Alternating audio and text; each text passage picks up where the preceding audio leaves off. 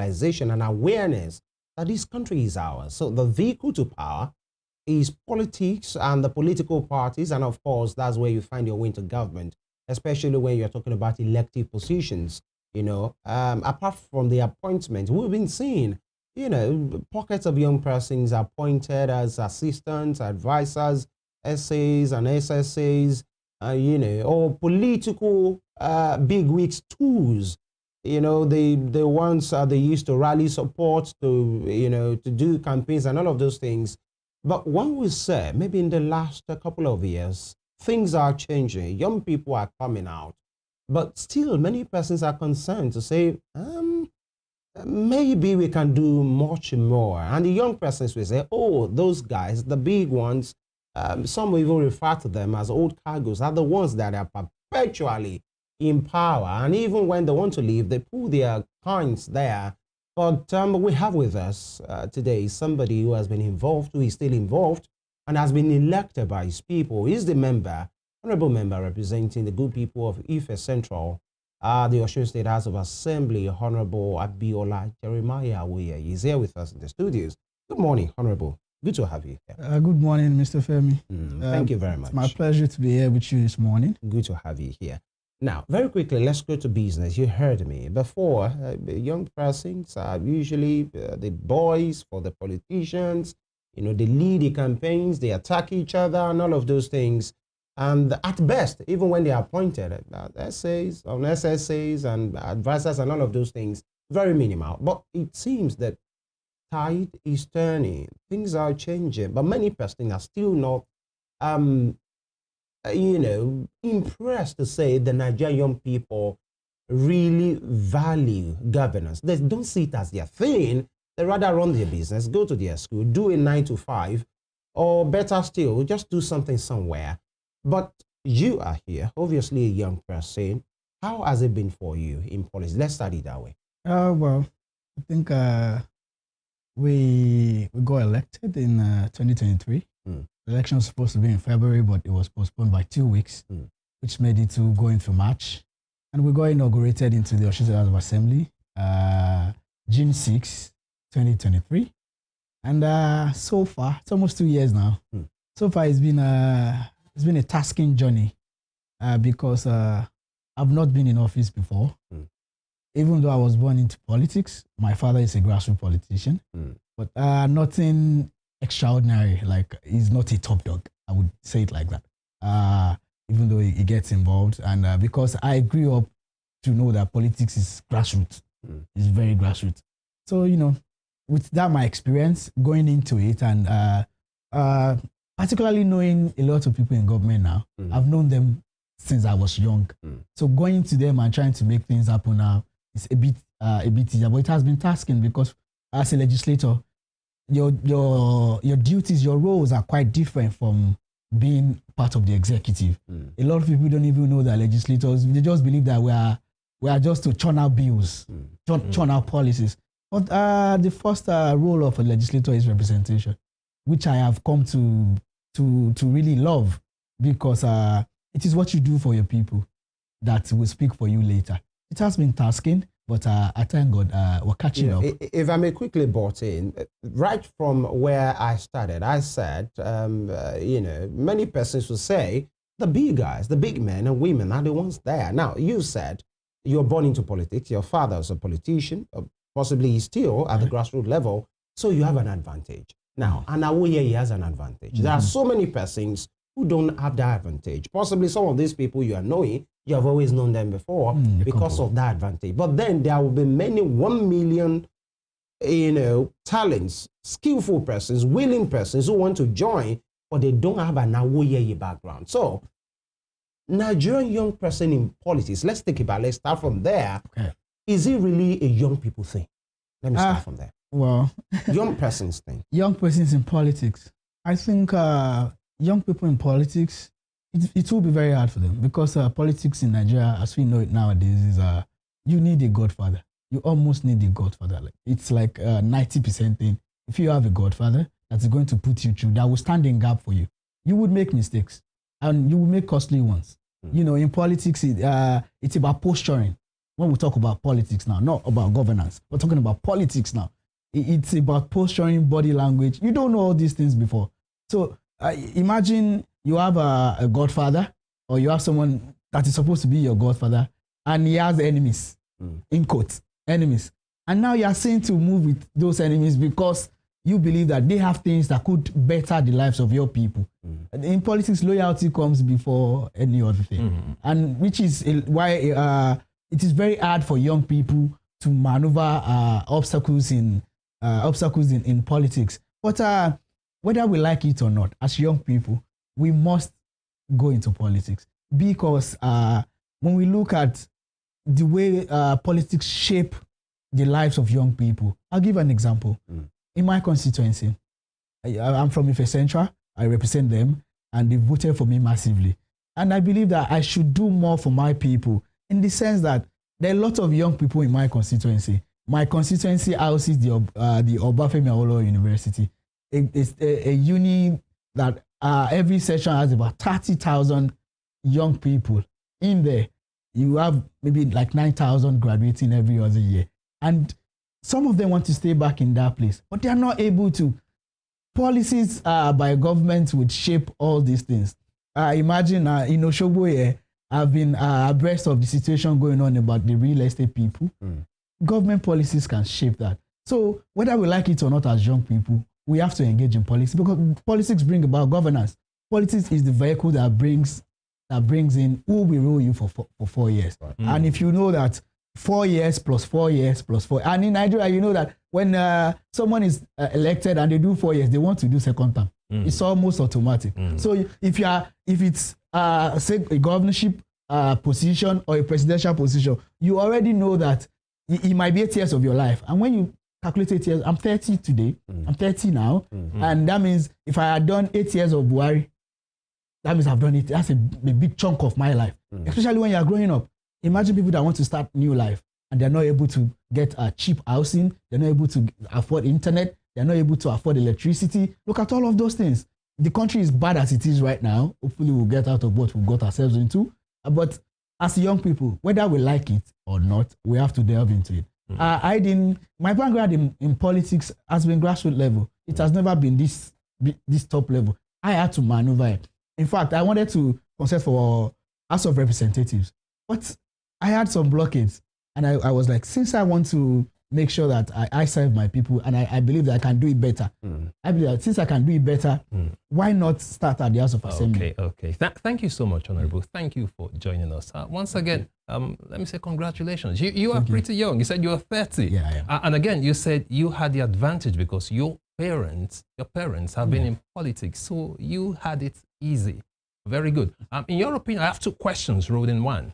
How do you see the engagement of young people in politics, starting with Osun State? You are pretty young. Are you the youngest in Osun State House of Assembly? That's number one. And number two, here's my point here. Young people, you are encouraging young people to engage in politics. But you said something, and please permit me to disagree with you. You said you need a godfather to be in politics, to succeed in politics. And here is why I would like to disagree with you. Don't you think, Honorable, that part of the problems we are having in Nigeria today is because of godfatherism? Look at what is happening in the Lagos State House of Assembly. We have grown men and women who should be able to make their own decisions. The House should be able to make their decisions and stand by it. But unfortunately, even when we have unanimous decisions being made, because of godfathers somewhere, because of elders somewhere, those decisions do not stand. Now, what is the hope of the young people? If you, as a young person in politics, you do not have a voice of your own because of godfathers, how do you see the future of politics? How is it going to help us? Don't you think that young people, we need our own voice? Because I want to see a Nigeria where a young person like you, we make your decision, we have your own voice, where you are not being controlled by godfathers. That is my point, because I strongly believe part of the problems we are having in Nigeria today is because of godfatherism. That is why I would like to disagree with you on that point, because until we start having our own voices, as young people, in politics, in leadership, we go nowhere in Nigeria. What do you say to that, Honorable? Okay, thank you so much. I like your passion. I admire your passion. And I don't want you to get me wrong. I said, you almost need a godfather. I did not say. No. You said you need a godfather. I said up to like 90%. We have it on record. You said you need a godfather. Yeah, I said up to like, I gave a percentage. I'm an engineer and I know what I'm saying. I'm a scientist too, anyway. I'm a science graduate. So I know what I'm saying. I said, you almost need a godfather. My own case, it's a different case. If I say my father is into politics, my father is an activist come politician. Even I tell him at home that, sir, you are not a politician, because my father he goes straight. He's not he's like a union person. You get what I'm saying? So it's not, when I wanted to be House of Rep, I knew what I faced. Was I not able to perform better? Will I not perform better than whoever I was going to contest against? Do I not have the capabilities to bring to fore, to show my people, to bring more better governance to my people? I do. And thank God for Yaga. We have the Not Too Young to bill, which has passed. It's an act now. I mean, I am very passionate about policy, passionate about governance, and I believe I could bring the dividends, a better dividend of democracy to my people. But one thing led to the other, that led to the other, that led to the other, that could not allow me to actually buy a form, because I'm a realist. If you know you're not going to get there, so why contest and lose? Let me give you an example. You have Labour Party members, who are House of Rep members, who are senators today in the National Assembly. One by one, they are decamping. One by one. And why do you think that is so? There is your answer to that. There is what it means to have someone that will stand in gap for you. I didn't say you can't do it, but it's going to be very hard. And let me tell you this. As young people, we have to learn engagement. We have to learn how to engage people, how to engage our leaders. There are sometimes, say in the House of Assembly, that is when I said you catch up in the House of Assembly, in the legislative arm, because majority will have their way, the minority will have their say. They won't not tell you not to talk. But are you going to have your way? Then what does it mean when you don't have your way and you are then marked as a negative person, as someone that does not love the establishment? Let me tell you this. I have a theory. I would say Nigeria will get better, but until we have someone who is amidst people, all these establishment people that does not allow us to go anywhere, we need someone that will go in there and be part of them and change it inside out. Because I believe that with what we are doing today in Nigeria, with where we are politically and governance, even though young people are there, the people that would allow them to function well, they are the top dogs. And let me tell you, what I've realized as a politician is that you have your own mind, but people around you matters. They matter a lot, because they are the ones that will keep pestering you that you've not done this for this person, you've not done this for this person, you've not done this. If their minds are pure and are true and they believe in this Nigeria, you'll perform better. Then again, just to follow. Then your second question, am I the youngest? No, I'm not. You're not? Oh. Not. I have a colleague who is 30 years. He became 30 years yesterday. That's Honorable Dr. Prince Ashokwe Abolare. So he's representing the good people of Ifeanyi in the Osun State Assembly. So I'm 2 months older. 2 months older. Both of you are still young. Thank you so much. Thank you for that. Now, you've said it all, that actually we cannot overrule the influence of the elders in politics. Yes. But again, as a young politician, and you also advising other young people to go into politics, how can we find our voice? How can young people find their voice in politics? Because it is one thing to be there. It is another thing to have your own mind, to be able to make decisions of your own and stand by them. Because it's not just about being there. I mean, of what use is it if you're there, but you do not have your own mind? How do we get there? What can young people do such that we can break free from the grip of elders and godfathers? Because, fine, they are wise. They should be giving us advice. They should be playing advisory roles, not dictating what happens. Well, we know the case of Adedibu back then. I mean, so how can we break free? I respect elders. I'm an African. I have nothing against elders, but they should be playing advisory roles, not dictating what happens. So how can young people really find their voice in Nigerian politics? Well, thank you for that question. I'll give an example. This current assembly members in Osun State, at least I would say 65% are youth. Because I would say if you're below 40, you're youth. Absolutely. Even below 45. Well, I mean, and Mr. Speaker will be 40 this year.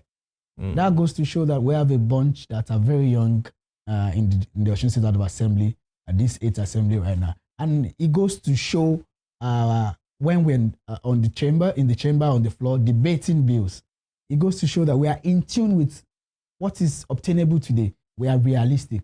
We are not making laws for 90, 80 people. We're not making laws for 2,000 people. Well, this is 2025, and our laws should show sustainability. It should show that we are visionary. It should show that we know what is in tune today. What I just want to tell young people is the mindset that young people have when coming into politics, it should be different. You're not coming to politics, especially if you really want to serve your people, you're not coming to politics to pack money. That is the mindset of a lot of young people today. If you want to come to politics and look at me, I wanted to be House of Rep. Even though I wanted to be House of Rep, I was okay with starting at the Osun State Assembly. When you're a legislator, you get what you're given. What you're given. You can't write a memo. You can't write nothing. Those are for commissioners, special advisors that write memo and get approval from Mr. Governor. But you're a policy maker. And when you know that it's papers, you're not even part of the team that would execute. So you talk about policies and But that policies. doesn't say life isn't good on the floor of the House. Oh, you life said you get what you are given. And sometimes you're given good things. You're given cars. Okay. Is that no? That's not a no, but the car still remains the property of government. When you're leaving, you don't drop it, do you? It depends on who says what then. Please go ahead. It depends on who says what then. You need the car, like me now. Everybody will say my constituency is urban, and I go there and I'm laughing. Like, what is urban here?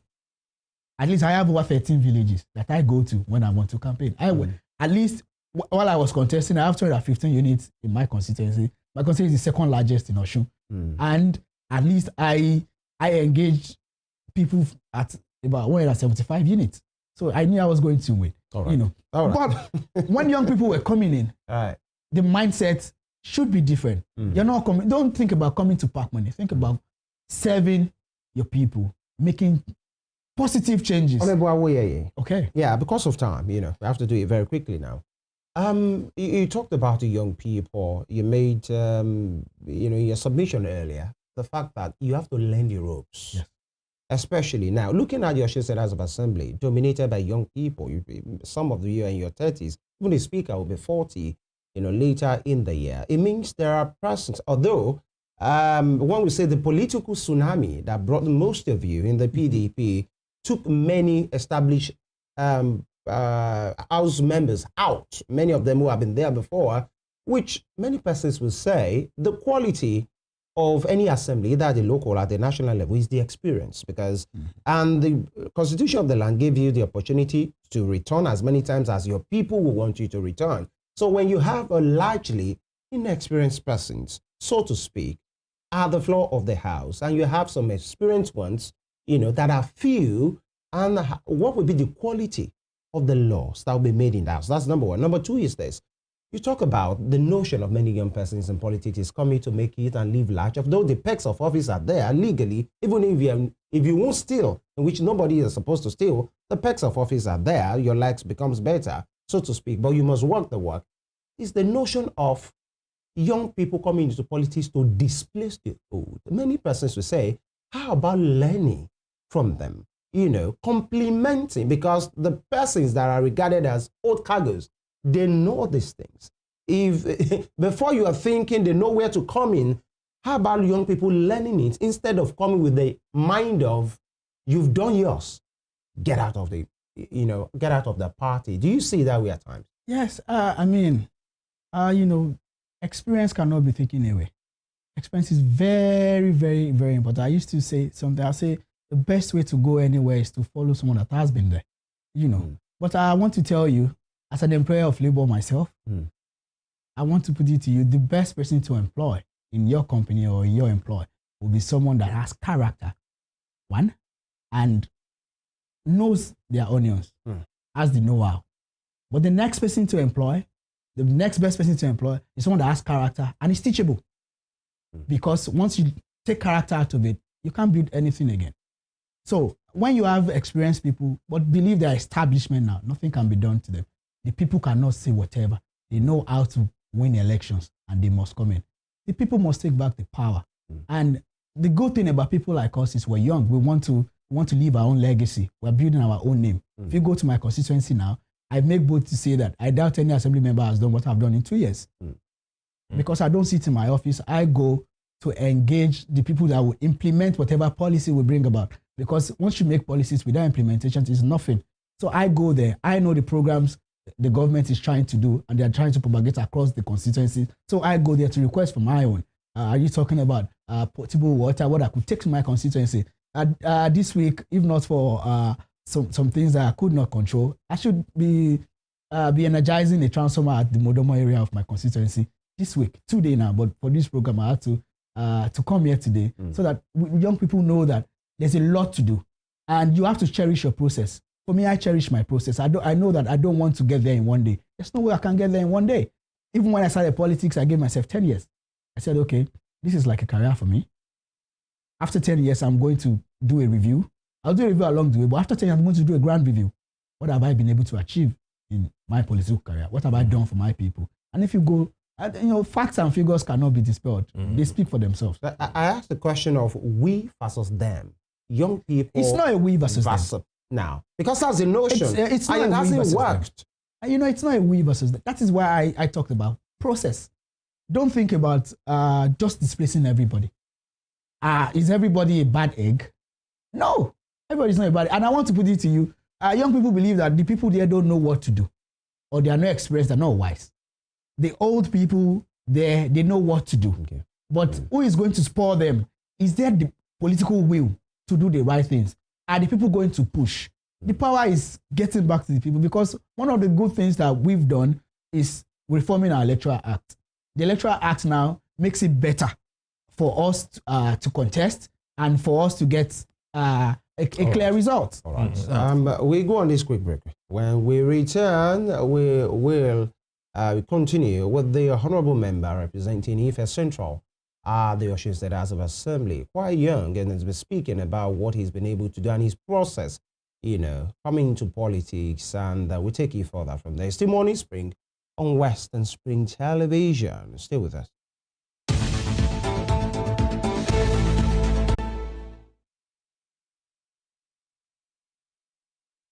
All right, thank you very much. This is the Morning Spring on Western Spring Television. We're talking about the place of young people in politics and governance, especially the Osun example. Daniel. Yeah, thank you once again, Honorable, for joining us. And it's quite a pleasure having you here and seeing someone who is, still very young. And you've already started your career in politics. I'd like to ask you this, talking about young people, engagement of young people in politics. You have just told us how you've been going about your business. You are out there, you are monitoring. You're doing a lot of stuff out there. In terms of engagement, because I used to ask a lot of people on a radio show. I was running the radio show on leadership and politics and the economy and governance. And I got to realize that most Nigerians are not engaging their leaders properly. Most Nigerians do not know their leaders. You will be surprised that a lot of people, if not that, okay, you said you are out there, so they probably know you, but a lot of people don't even know their representatives. The question is, what can we do to improve this? Why is it so? Because of that, for that reason, a lot of leaders have become comfortable. Imagine you, assuming you've not been going out doing all this, you could just be there in your office, and trust me, your people might not even come to you to say, who is our rep? Sir, what are you doing for us? So how can young people engage better? And from your own experience, what has the engagement been like? What can you say about the youth of Nigeria typically now? Are they really disposed to politics? Are they really engaging enough? Are they engaging well? What's the level of engagement like? And what would you advise young people to do? In your own case, you had the advantage. You have mentors. You have godfathers. But for someone who doesn't have that kind of advantage, how should they go about it? Okay. Let me dispel one thing. I don't have a godfather. I have leaders, I have mentors, but not a godfather, which I would say was one of the reasons why I could not contest as a rep member. But I will leave it at that. I will not go beyond that. But for young people, I think young people will have the advantage already. And what is that advantage? The strength. We can, I slept around 2:30. I was up 5:30. I doubt many 65-year-olds can do that. You get? So it's energy. Politics is energy consuming. And the type of politics we do, you have to, when you go somewhere, hey, leader, do this, do that. People want something from you, monetarily, in whatever way. They want you to help them with this, help them with that, help them with this. And I believe that this is the problem for young people. Because when we used to have old people in positions, to even go to them, to even walk up to them and talk to them is a big problem. But right now, people see me, even though I'm a member of the House of Assembly, they come to me, and young people I don't even know them from Adam. I give them a hug because they are young people like me. They see themselves in me. They see that this is a guy we can talk to. This is like my guy. We can play soccer on the pitch together. Do you get what I'm saying? So that's the advantage that young people have. But the problem is now that, do young people have the money to come into politics? Because let's be realistic. You need money. You need some money to come into politics. And I want to put it that politics is not really for chop by chop. Let me put it like that. Because that's the biggest problem. Are you sure? Politics is not really for chop by chop. In the Nigerian context? Well, in the Nigerian context, which is what we're trying to change. And we're Nigeria. It's Nigeria. And that is what we are trying to change. If you're trying to get what I'm saying. So what should it be? If it's not chop by chop, what should it be? Somebody has bankrolled you. Somebody has supported you. Now you are in power. You have to pay back. And that is the problem. That's where godfatherism comes in. And that is why I don't have a godfather. I had my practice. I could put some... But you have your father. I have my father. My father did not bankroll my election.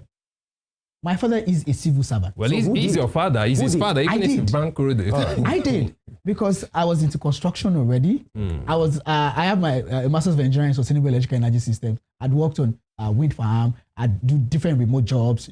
I was abroad. I'd make some small money that could help me combine with the people I know in politics already. That could help me give myself a career in politics. And the thing is, if you don't get the opportunity to show what you can do, nobody knows nothing about it. But from what you just said now, that you need some resources to do that. Resources. So are you saying that even if you have the best of ideas, if you don't have the resources, if you don't have money, you cannot really go into politics in Nigeria? That is where preparedness would meet opportunity. You have to prepare. When I engage young people, I'll tell them you can start from advocacy.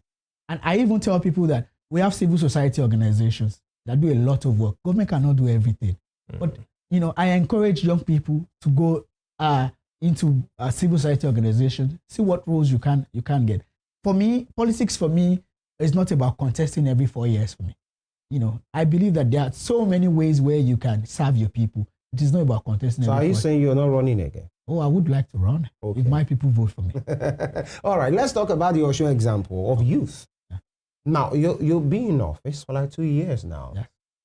What have you found out when engaging beyond the youth of Osun Central, beyond the youth of OAU rather, and your constituency, when you're engaging, possibly you're in the house or you're in the field and all of those things, what would you say has been the psyche of an average Osun youth as far as politics and governance is concerned? Well, I think in Osun, we're really trying. And do you have a movement? I'm not talking about a project or a personal thing. Maybe young persons like yourself, where you engage young people. Yes.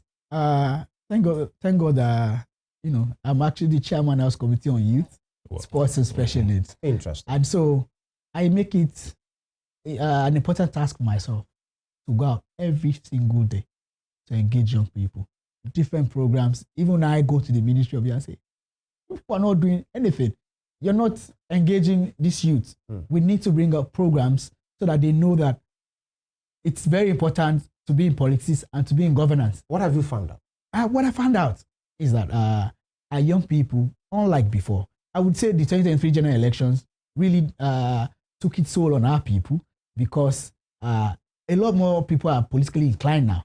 And they know what to ask, who to ask, when to ask, and where to ask. These are very important questions, because when I go around, I get asked, why have you not constructed this road? I can't construct a road. I'm a legislator. I can only bring up my voice in the chamber of the House of Assembly and mandate and say, okay, move a motion, bring up resolutions, and hopefully my colleagues would allow me do that. You can facilitate. And support. That is it. But will I be able to implement? Influence. I can. But don't you get allocations for constituency projects? For constituency projects. There's no allocation for constituency projects. Except a governor is very benevolent. Like an example. And you won't be implementing that. That is contrary to the rules and regulations of a legislator. The current Osun State House of Assembly. Yes. Have you guys been getting constituency projects? Oh, the last budget, Mr. Governor was so benevolent, and he allowed us to choose a place for rural electrification. Every member? Every of our members. How about this current year? This current year now, we should have a budgetary allocation, but we don't know if we'll be allowed to pick a place where we think people need it most, and whatever project we can. Thank you, Honorable. That's exactly what I'm saying, that you have budgetary allocations. That was what I was trying to drive at. Okay. So you're confirming that you have budgetary allocations for constituency projects. For constituency projects. Which means to some extent, you actually have the resources to execute some constituency projects. Budgetary allocations are considered in a way that, because you cannot execute as a legislator, you can only have your input and say, okay, my people need this. Can you get them done? Like Mr. Femi Ojo has said, okay, you have influence, and that's your influence. So budgetary allocations, your budgetary allocation cannot be given to a legislator. It can go to ministries, not to a legislator. Okay. So you don't have direct control. You don't have direct control over that. Okay. All right. And, as we wind down, have you, because you're a young person in the House, many young persons, I know quite a few that are young as well, have you felt bullied or harassed or looked down on to say, these boys, what's wrong what with does them he know in the House by possibly older, established system of persons in the House? Well, because we talked about establishment, yes. And every organization has such people. Yes. Luckily for us, the couple of people are returning members, and they're just a few. Majority of us, largely, a lot of us are first-time members. Even Mr. Speaker is a first-time member. Wow. So, nothing of such happens in the Osun State House of Assembly. Rather, we are brothers, we're colleagues, and we give one another. That's what made me say, asked the other time, that what has been the quality of the laws being made at the floor of the Osun State House of Assembly in this current assembly, because you are largely, respectfully speaking, inexperienced. Well, I would say that I'd established. What has been the impact? I'd established. You can highlight like 2 or 3. I'd established the other time that experience is important, but are you teachable? We've been able to pass over 25 bills, and I would talk about a couple of them. The local content bill. There was a local content bill, such that whatever Mr. Governor is doing, whatever infrastructure stripe Mr. Governor is doing, whatever can be gotten from Osun must. It's a matter of policy. It must be gotten from Osun. Are you talking about asphalt? Are you talking about sandals? Whatever that technicians, personnel. Go to the fields. Go to the sites of this project, and you would see that majority of everybody that is there working are from Osun. That is an impact of our bill. Then there's the discrimination against people with disability bill. My committee handled that, and in that bill, now the people with disability, they now have an agency, which was not there before, to integrate them into the society, because there's people with disability that are so smart and so brilliant than even people that have no disability. Absolutely. And we need their input. They must be brought back and integrated back into the society. So we have a lot of bills. We have a real estate agency management bill. And I think we should talk about it, because this is one area that is giving so many persons that I know, and not too far from this place, issues about the burden and the principalities and powers that some of these guys have turned themselves into. What are you doing That about bill it? has been passed. Let's have it. So we have a young... we hosted an association that deals with that recently. Which of the they associations? said, I can't recall now. Now, they were here and they said, the bill has been there for some time, gathering dust, that the governor has refused to assent. Is that true? No, that is not true. The thing is, that bill is a private member bill. Okay. It's not an executive bill. And when it's a private member bill, when we're done at the House of Assembly, debating about the pros and the cons of that bill, and if it is passed, it then goes to the executive arm. It goes to Mr. Governor. Then Mr. Governor then takes it back to Ministry of Justice, because when you have bills, you have different things inside the bill. And once it's assented by Mr. Governor, that means it's a law. And what's the position of that bill now? Now, the position of the bill is waiting for assent. But it's not that it's gathering dust. It has to go through some other processes at the executive, because that bill, with what we have in it, I'm going to say some of the things inside. Yeah. We're going to have an agency that's going to be like a regulator in this sector, because the problem that we saw at the House of Assembly, the legislative chamber, is that this sector largely is being unregulated, which is why we have a lot of people. If you're a mechanic now, you can say you're an agent. And you're not a registered one. So it will bring a lot of regulation into it, and it's going to give an agency. And when a bill from the House of Assembly is going to establish an agency, that means the governor is going to pay them. You're going to have executive secretary, you're going to have different directors at that place, they're going to be paid, they will need operational vehicles. So, all right. It needs budgetary allocation. So many to talk about. And it's been interesting so far having here. Before Daniel comes to take us home, let me quickly, as you said, you are the House Committee Chairman on Youth Sports, and I dare say, sport in Osun has been zero in the last 2 years. And I'm saying that empirically, what is happening?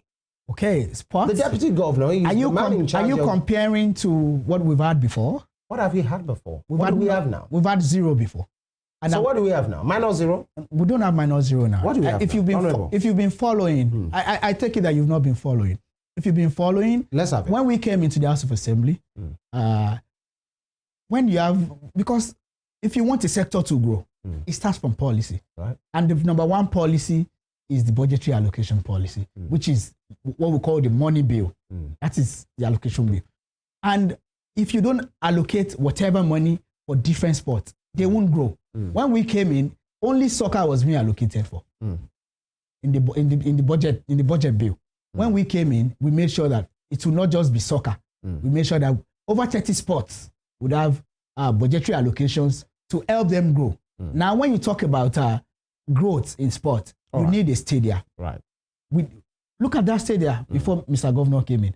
Right now, it has been approved. The remodeling and reconstruction of that place has been. It's 2 years after. It has been approved. We have growth. Right. Then what about what about wages and salaries of our athletes? It has been improved. All right. Now, when you go to athletes, their wages and salaries are improved. One of these days, we'll have you come back here and speak about many other things that time will not permit us to have on this particular. So I want you to know that this is my parting statement. Yes, please. Sports is improving. Sometimes I talked about process. It's a process. Sometimes you are doing a lot, but because you don't have the cherry on top, which is that success, you don't have it yet, people think you're not doing anything. But I want to put it to you, the Deputy Governor, who serves as the Commissioner for Sports in Osun State, is doing a lot. A whole lot, and Mr. Governor is helping in doing that. Thank you so much. It's been a pleasure speaking with Honorable Abiola Awuyeye, the young Honorable Abiola Awuyeye. Thank you so much for joining us. Thank you for the good job, and we would like to say, please keep it up and encourage more young people to go into politics. Thank you once again for joining us on the Morning Spring this morning. We will do this again tomorrow. Emeka Daniel is my name. Do have a wonderful day. All right, thank you very much. And you can have a recap of this program on our YouTube channel at Western Spring TV. We'll make a return on Monday, God willing. Femi Ojo is my name. Big shout out to the production team. And of course, the team that came with Honorable Awuyeye. You know, enjoy your weekend, relax, and Ziggy. Oh, thank God it's Friday. Let down this suit and all of Yeah, those yeah, things. and Honorable Way, maybe, no, we can just have a nice Friday together if you have the time. I mean, who says we can't have a nice time? This is the part where we say our buys. But we are young people. Absolutely. In whatever you do, gentlemen and ladies, please stay alive. God bless Nigeria.